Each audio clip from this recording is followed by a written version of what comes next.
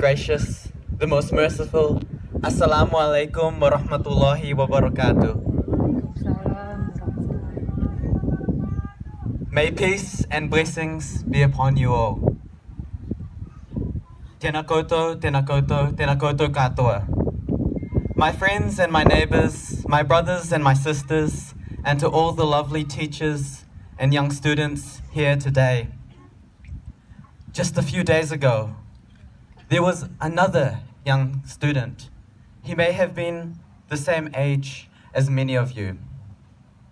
And he was faced with the impossible, with the heart-wrenching task of burying his own family.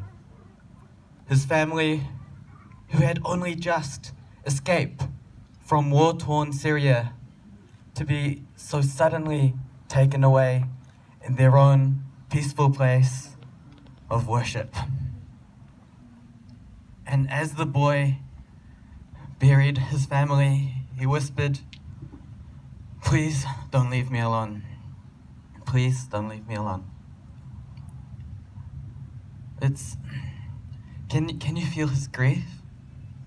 When I look around you all today, I know that the grief he feels does not only belong to him. That the grief he feels does not only belong to the Christchurch community or to the Muslim people. The grief he feels belongs to all of us. The grief he feels belongs with the Wellingtonians and with the teachers and the students here today. The grief he feels belongs to our whole nation. My name is Fahri and I am a proud Muslim, and I am a proud New Zealander, because I know and I am so grateful to see that with our grief comes our compassion. Your kind letters and your flowers and your beautiful acts of solidarity and care, we are so grateful because it demonstrates that in spite of these inhumane acts that threaten to tear us apart, we instead come together. And for all of you who are walking here today, you have our gratitude. And as we walk, let us demonstrate to the world that we as New Zealand not only choose to stand up for one another, but we choose to walk with one another.